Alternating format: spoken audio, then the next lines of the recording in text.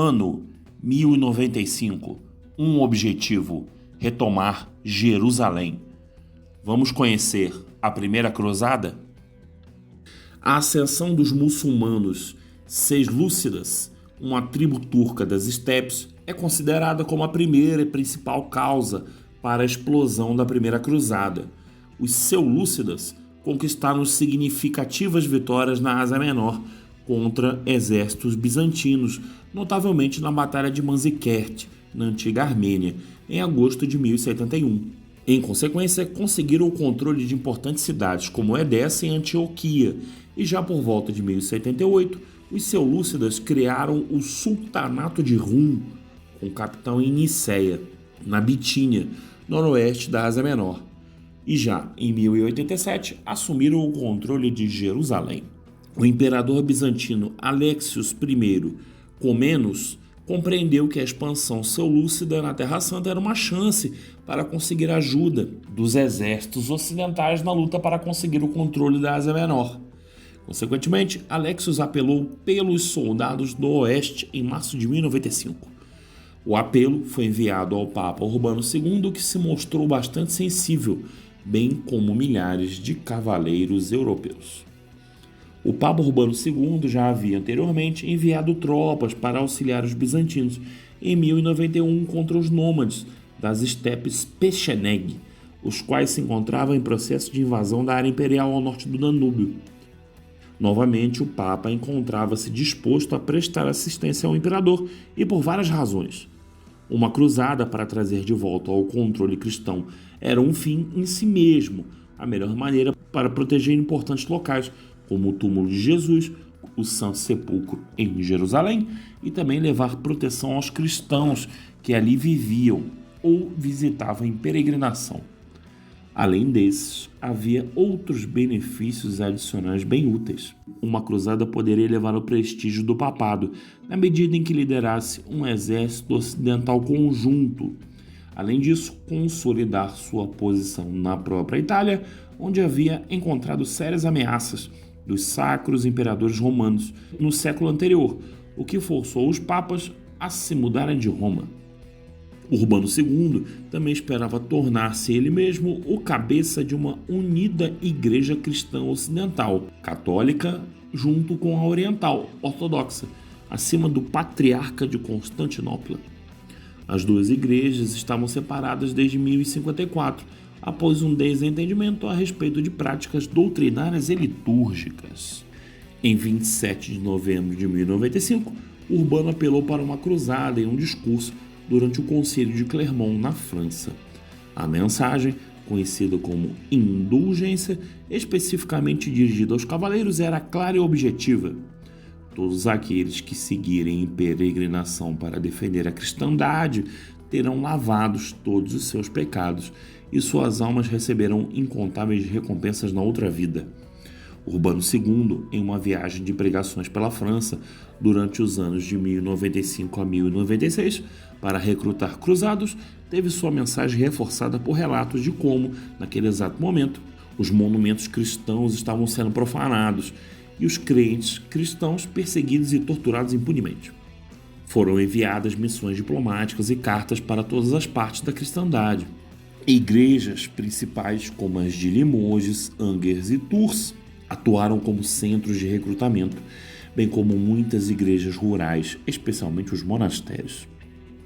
A chamada para assumir a cruz, onde as pessoas prestavam um juramento para se tornarem um cruzado e vestiam uma cruz sobre os ombros para proclamarem suas obrigações, foi um espantoso sucesso. Através da Europa, os guerreiros, estimulados pelo fervor religioso, salvação pessoal, peregrinação, aventura e também por desejo de riqueza material, reuniram-se por todo o ano de 1096, prontos para embarcar para Jerusalém. A partida foi fixada para 15 de agosto daquele ano, e por volta de 60 mil cruzados, incluindo 6 mil cavaleiros, estiveram envolvidos nas primeiras ondas. Essa chamada segunda onda de cruzados, a primeira nós falamos no vídeo anterior, a chamada Cruzada dos Mendigos, agora composta por mais nobres cavaleiros e guerreiros profissionais, chegou a Constantinopla no outono e inverno de 1096. O segundo grupo não constituiu muito uma melhoria conforme o imperador bizantino esperava, pois incluía entre seus líderes um antigo inimigo, o normando Bohemund de Taranto. Ele e seu pai, Roberto Guiscard, o habilidoso, o duque de Apulia, haviam atacado a Grécia Bizantina entre 1081 e 1084. Em 1097, Bohemund e seus cavaleiros chegaram em Constantinopla e, de início, a situação evoluiu muito bem, com o normando jurando obediência ao imperador junto com outros líderes cruzados, como Godfrey de Bouillon, o duque da Baixa Lorena, e Raimundo IV, conde de Toulouse. Alexios fez bom uso dos cruzados, apesar dos estupros e pilhagens perpetrados pelos membros menos devotos dos exércitos ocidentais, os quais causavam o caos à medida que cruzavam a Europa e o território do Império.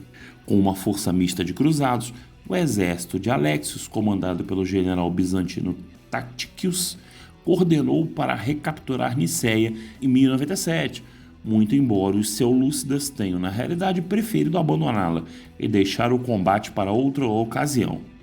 Em seguida, avançaram sobre a planície Anatólia e conquistaram uma grande vitória em Dorylaeum, em 1º de julho de 1097. Embora bem fortificada e muito grande para ser completamente cercada, Antioquia foi a próxima grande cidade a ser tomada pelos cruzados em 3 de junho de 1098, após um sacrificado sítio de 8 meses, onde os atacantes foram também sitiados por uma força muçulmana vinda de Mossul. Os cruzados também sofreram pela praga, fome e deserções. Infelizmente para Alexios, na sua ida para apoiar o sítio da cidade, ele encontrou refugiados da área que lhe deram informações erradas de que os cruzados se encontravam na iminência de sofrer uma derrota para um forte exército muçulmano. E assim o imperador retornou para casa. Dessa forma, os normandos decidiram renunciar ao voto que tinham feito de devolver os territórios tomados ao imperador e mantiveram a cidade para eles mesmos. Em dezembro de 1098, o exército cruzado avançou para Jerusalém, tomando diversas cidades portuárias da Síria no caminho, finalmente chegando ao destino principal, em 7 de junho de 1099. Do grande exército que partiu para a Europa, agora restavam somente por volta de 1.300 cavaleiros e em torno de 12.000 soldados de infantaria. Protegida por maciças muralhas e uma combinação de fossos e precipícios, Jerusalém estava se tornando um grave problema a ser resolvido. Felizmente, naquele exato momento, aportaram navios genoveses, transportando madeira em troncos que foram usadas para construir torres de sítio, catapultas e um ariete. Apesar destes armamentos, os defensores resistiram ao sítio, embora a guarnição muçulmana estivesse relutante em sair e realizar incursões sobre os sitiadores. Na metade de julho, Godofredo de Bouillon decidiu atacar o que viu ser um ponto fraco na muralha, instalando sua torre de sítio, acobertado pela escuridão da noite e cobrindo uma parte do fosso, onde os cruzados procuraram se manter a uma certa distância das muralhas. Com Godofredo comandando a partir da frente, os atacantes escalaram as defesas e em 15 de julho se encontravam dentro da cidade. Uma massa de muçulmanos e judeus foram em seguida passados a fio de espada, embora os números, que correspondem entre 10.000 e 75.000 mortos, sejam um exagero. Após um mês, um grande exército egípcio se aproximou da cidade para retomá-la, porém foram derrotados na Batalha de Ascalon. Jerusalém, pelo menos naquela ocasião, estava de volta às mãos cristãs e Godofredo de Bouillon, o herói do sítio, foi feito rei de Jerusalém. Na Itália, o Papa Urbano II havia morrido em 29 de julho de 1099, sem ficar sabendo do sucesso de sua cruzada. Para alguns historiadores, Ascalon assinala o fim da Primeira Cruzada.